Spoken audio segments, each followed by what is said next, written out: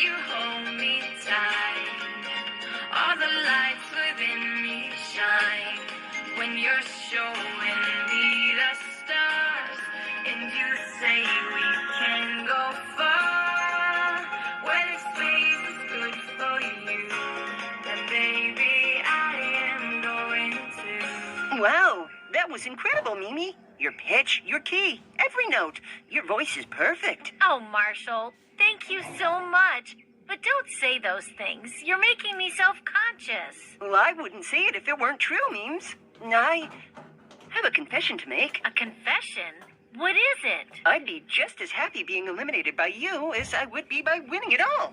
And Mimi, I hope you win. Marshall, that's so sweet of you. But I have to admit, I hope that you win. Well, I guess both of our chances of winning just doubled.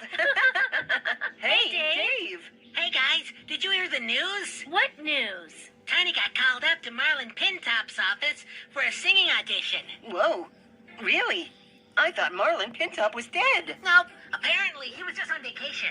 Oh, wow. That's terrible news. Yeah, it's awful. I mean, not about Pintop being alive, of course. Of course. You guys aren't happy for her? We would be. If it were an audition for anybody but Marlon Pintop. Yeah, Pintop's a real snake. He's an anteater, actually. You know what I mean, Woody.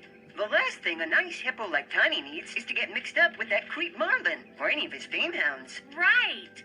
Tiny's such a sweet hippo. Innocent and kind, and she's aspired to sing forever. Pintop's done this kind of thing before. He always tricks unsuspecting animals into paying him to groom their careers, as if they have careers to groom. We ought to warn Tiny not to waste her time with that jerk. But Marshall, wait. Do you think the truth will shatter Tiny's dreams of singing? I think what she'll be subjected to in that office will demoralize her more than anything we might say. You're right. Let's go find her now, before she makes a mistake she can't take back. I wish I could take back my mistake. Your mistake? What mistake did you make, Woody? When I was young, Marlon told me I had golden pipes and was destined for stardom. He told me I was gonna go far. Only, I didn't know just how far he was talking about. Oh no! What happened, Woody? Marlon booked me a singing gig aboard a Starlight Cruise Line ship that set sail the next day. 21 shows a week. That actually sounds like a lot of fun. What went wrong? The ship never docked. We circled the ocean for months on end. We ran out of food, and I ended up getting polyps on my vocal cords and lost my voice. But they still wouldn't give me a break. I had to start every show on time, every time. And take requests. And do encores. It was like a nightmare. Woody, that's horrible. How did you manage to get out of it? I bided my time, waited till I caught sight of land, then jumped overboard and swam for it. You what? That sounds dangerous. It was. It was like a 5-mile backstroke through shark-infested waters. Good thing I'm an otter. Slick and speedy.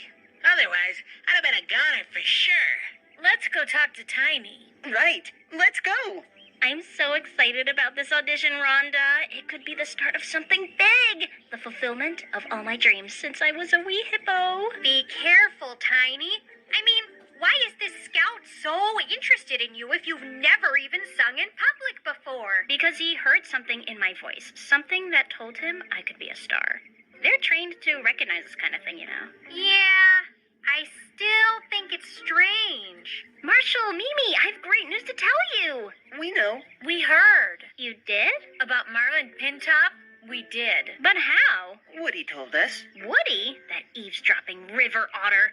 I should have known. He's always slinking around. Oh well, isn't it great? We don't think you should go, Tiny. What? But why? Marlon Pintop's no good. Everybody in Fernville knows that.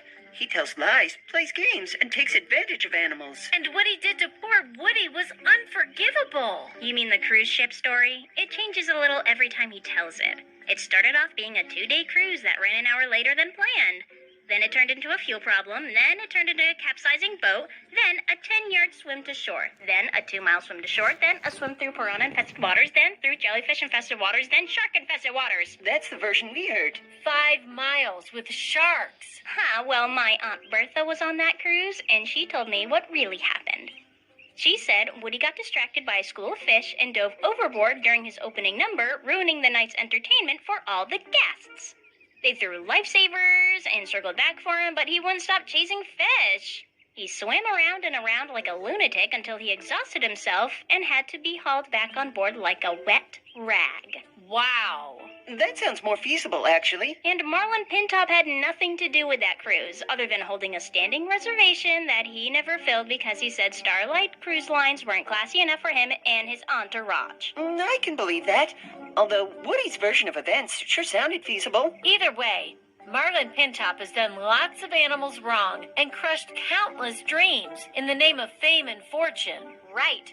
You should think long and hard about it, Tiny, before you decide. Thank you for your concern, guys. It's nice to have friends like you who care, but I can take care of myself. Honest. Why don't you let me go with you, Tiny?